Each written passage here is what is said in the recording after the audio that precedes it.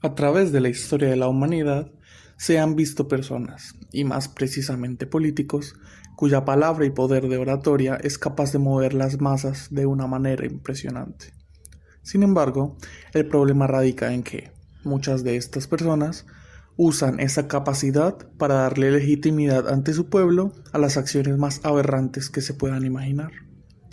Una de estas personas es Álvaro Uribe Vélez, expresidente de Colombia y actual senador del país, quien en sus 42 años como político logró ganar un enorme número de simpatizantes que, hasta el día de hoy, sostienen que fue el mejor presidente que ha tenido Colombia.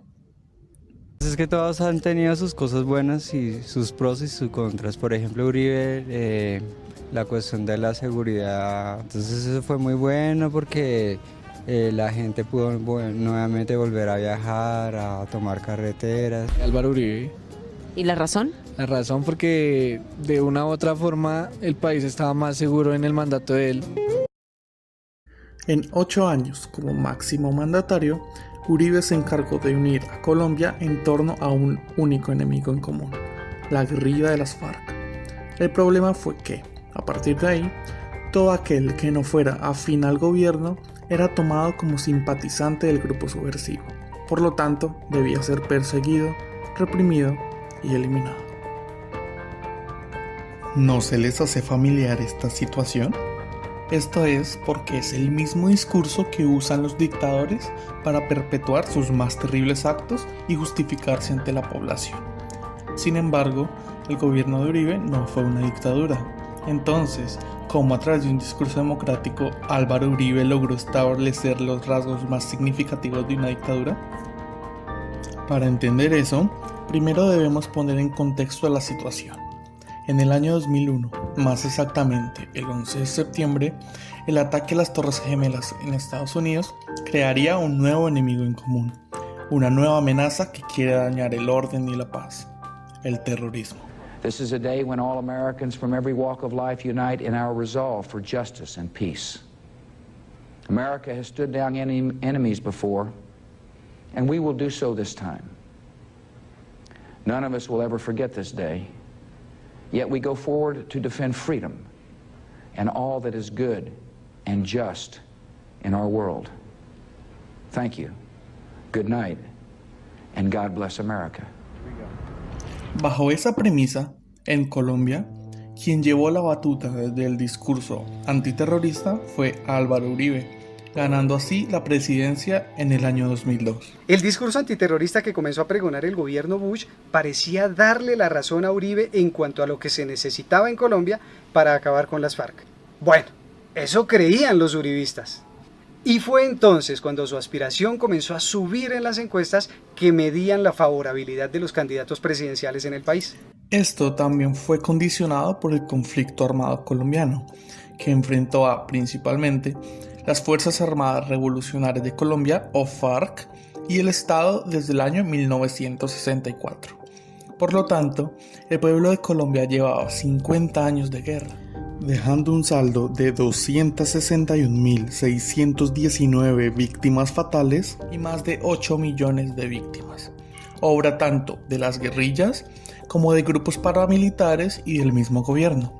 Además, los fallidos intentos de proceso de paz por parte del gobierno desde el año 1997 derivó en un fortalecimiento tanto de las FARC como de grupos paramilitares, aumentando considerablemente el saldo de masacres, muertos, desplazados y atentados terroristas.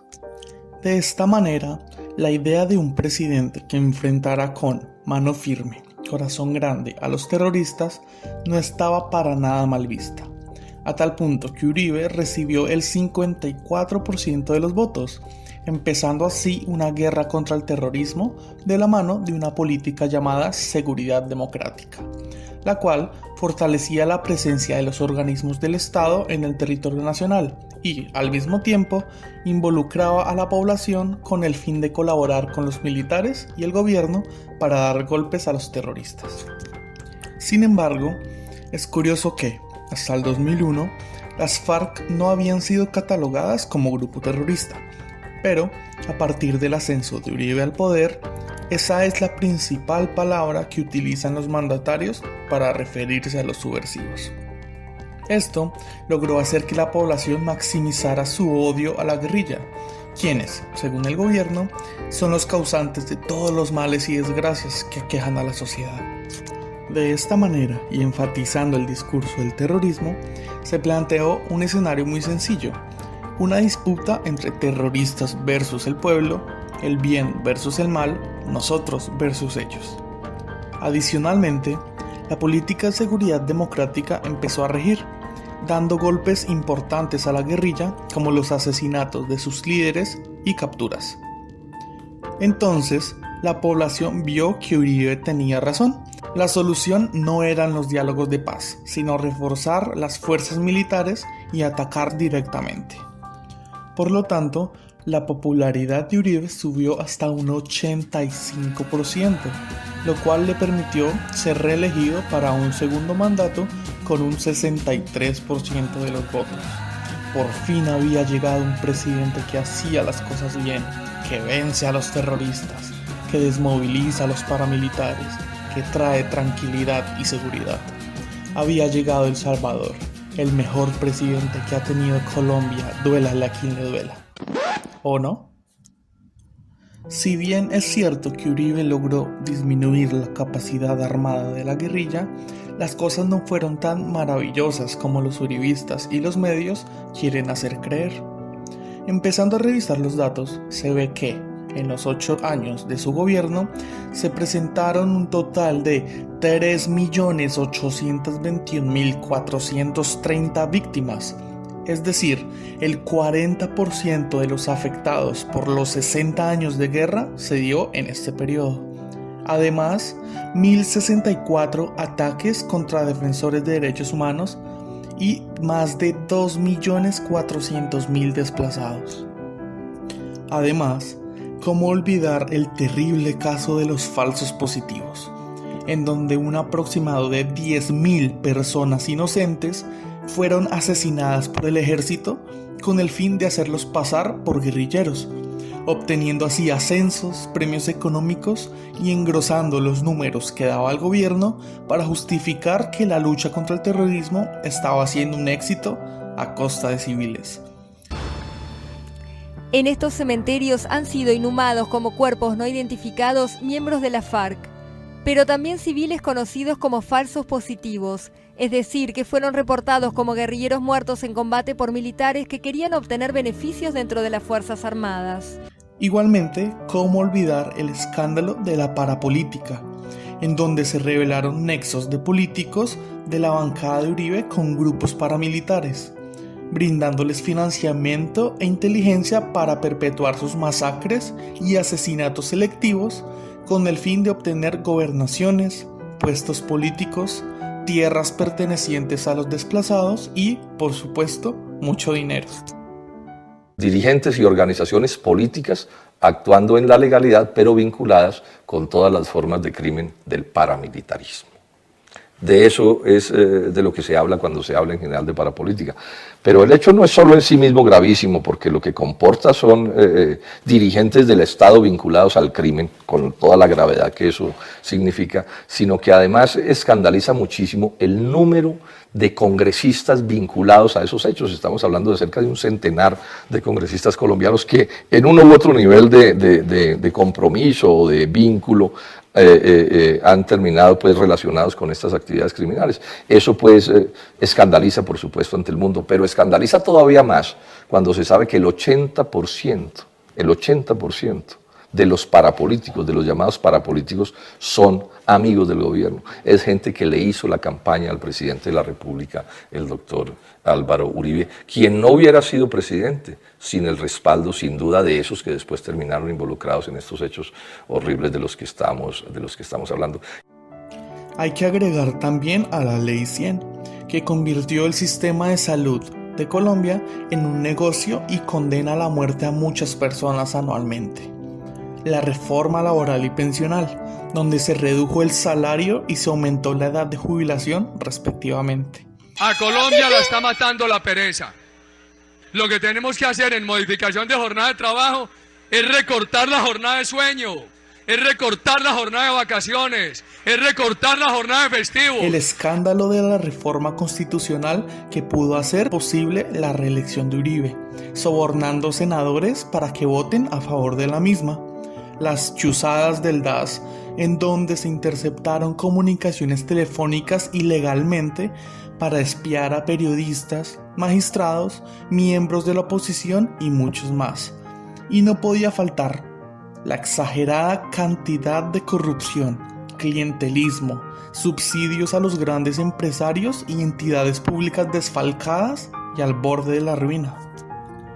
Sin embargo, y a pesar de todo lo anterior, lo más peligroso que le deja Uribe a la sociedad, sin lugar a dudas, es su ideología. Una ideología de guerra y violenta, donde todo aquel que piense diferente es un terrorista, narcotraficante o castrochavista comunista. Uribe dejó consigo un legado de violencia, un país dividido, donde sus simpatizantes justifican los asesinatos de líderes sociales, el bombardeo a niños reclutados por grupos subversivos, la represión violenta de la protesta social y hasta la corrupción. Esto en cualquier otro país del mundo había tumbado de sobra al gobierno nacional.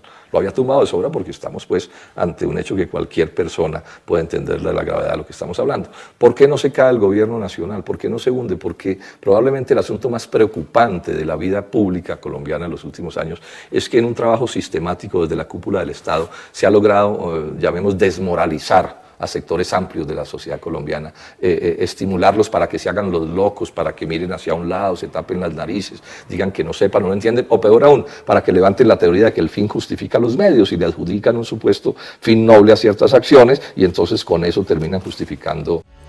Álvaro Uribe Vélez logró en 8 años de democracia lo que muchos dictadores no pudieron conseguir: que la sociedad acepte de manera legítima su discurso de odio, que solo beneficia a los poderosos. Enemigo del presidente Uribe. Yo no soy enemigo del presidente Uribe. Lo que pasa es que no tengo ningún amigo narcotraficante. ¿Sí? Y es que el presidente Uribe es narcotraficante, repita eso usted. El presidente Uribe es narcotraficante. Descarado. Respete. El presidente Uribe es narcotraficante. ¿Cómo así? ¿Cómo así? Es una porquería lo que tenés puesto. Es una porquería lo que tenés puesto. Es una porquería lo que tenés puesto. Mira Colombia, mira cómo nos duelen los policías. ¡Porquería! ¡Sos una porquería, juventud! No, los líderes sociales no te duelen. No, amigos, sí, nos duele. Fuera con la camiseta y vamos a quitar todos los ejecutivos en las marchas. Los vamos a desvestir y tenemos la ayuda de nuestro presidente Duque para que sepas, te quitaré la camiseta o te pelamos. Sí. ¡No se va a negociar! ¡Veamos lo que hay! ¡Veamos lo que viene! ¡Vean lo que hay! ¡Malditos terroristas! ¡Vean lo que hay! ¡Vean lo que hay! ¡No va a haber negociado! ¡No va a haber! ¿Quiénes están en el Congreso? ¡Todos los violadores! Uribe está en el Congreso. Pero